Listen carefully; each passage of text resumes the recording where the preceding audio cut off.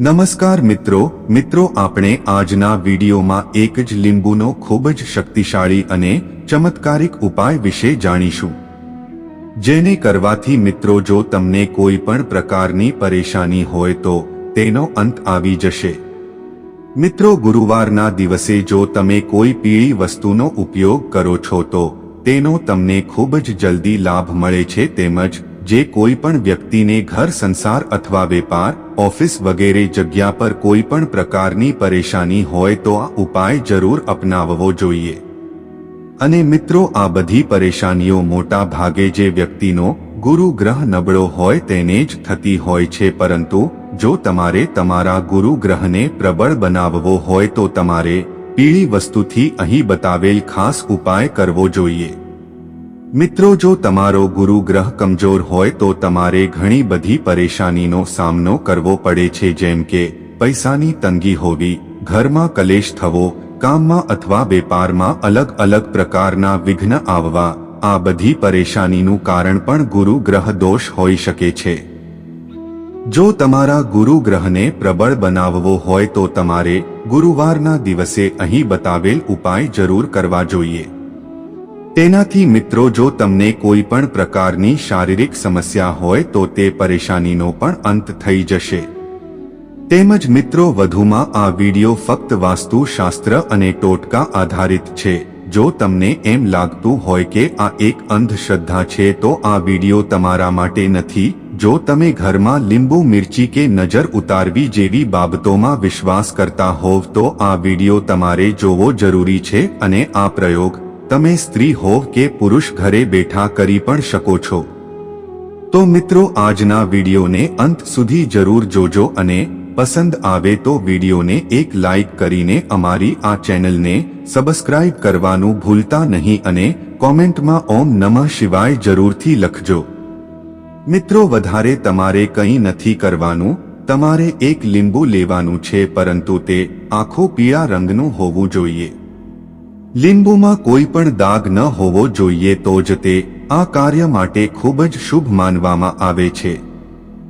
મિત્રો, એક પીળા કલરનું લીંબુ લઈને તમારે ઘરની સામે બેસી જવાનું છે અને ભગવાન વિષ્ણુ અને લક્ષ્મીજીનો ફોટો સામે હોય તો ખૂબ જ સારું માનવામાં આવે છે। આ લીંબુને તે ફોટાની સામે રાખી દેવાનું છે અને પછી બંને હાથ જોડીને એક મંત્ર બોલવાનો છે, ઓમ નમઃ ભગવતે વાસુદેવાય નમઃ। મિત્રો, આ મંત્રનો 21 વાર જાપ કરવો। મિત્રો, તમારે માત્ર એટલું ધ્યાન રાખવું કે આ જાપ કરતા સમયે કોઈ પણ તમને ડિસ્ટર્બ ન કરવું જોઈએ અને જાપ પૂરા કર્યા પછી લીંબુને જમણા હાથમાં લેવાનું। પછી તમારે કોઈ પણ પરેશાની હોય તો તે લીંબુને કહેવાની છે।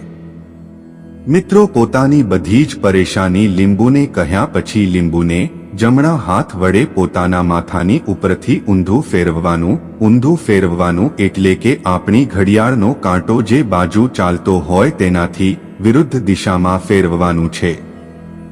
પછી તે લીંબુને આખી રાત સુધી મંદિરમાં જ મૂકી દેવાનું। અને હા, ખાસ વાત એ કે આ કાર્ય ક્યારે કરવાનું છે તે જાણીએ તો બીજા દિવસે જ્યારે તમારી ઊંઘ ઉડે ત્યારે સ્નાન આદિ અને પૂજા કર્યા પછી લીંબુને ત્યાંથી લઈ લેવાનું છે। પછી મિત્રો, તે લીંબુના 4 ટુકડા કરવાના છે, તેમજ 4 ટુકડા કર્યા પછી તમારે તેમાં થોડું થોડું સિંદૂર અથવા કંકુ નાખવાનું છે। ત્યાર પછી મિત્રો, તે 4 ટુકડાને તમારા ઘરની બહાર જઈને ઘરની 4 દિશા પર દૂર ફેંકી દેવાના છે। અને જો તમે ફ્લેટ અથવા બિલ્ડિંગમાં રહેતા હોવ તો નીચે જઈ લીંબુના 4 ટુકડાને બિલ્ડિંગની 4 દિશામાં નાખી દેવાના છે। આ ટુકડાઓને ફેંક્યા પછી તમારે તમારા ઘરે પાછું આવવાનું છે, પરંતુ એક વાતનું ધ્યાન રાખવાનું છે કે ઘરે પરત ફરતી વખતે કંઈ પણ બોલ્યા વગર જ ઘરે આવી જવું। મિત્રો, આ ઉપાય કર્યા પછી તમને ખબર પડશે કે તમારી બધી જ તકલીફ થોડા જ દિવસોમાં પૂરી થઈ જશે અને તમારા જીવનમાં જે ગ્રહોની સમસ્યા અથવા ખરાબ રાશિના ક્રમણ હશે તે ઠીક થઈ જશે। મિત્રો, તમે આ ઉપાયને કરીને તમારી બગડી ગયેલી કિસ્મતને બદલી શકો છો। તેમજ આ ઉપાયને કરવા માટે યોગ્ય સમય ગુરુવારે રાત્રે 9 વાગ્યા પછી જ કરવાનો છે। તો મિત્રો આજનો આ વિડિયો પસંદ આવ્યો હોય અને માહિતી સારી લાગી હોય તો વિડિયોને લાઈક કરીને અમારી આ ચેનલને સબસ્ક્રાઇબ કરી બાજુમાં આપેલ બેલને દબાવવાનું ભૂલતા નહીં અને મિત્રો કોમેન્ટમાં ઓમ નમઃ શિવાય તેમજ જય હનુમાન જય માં લક્ષ્મી જરૂરથી લખજો. હર હર મહાદેવ.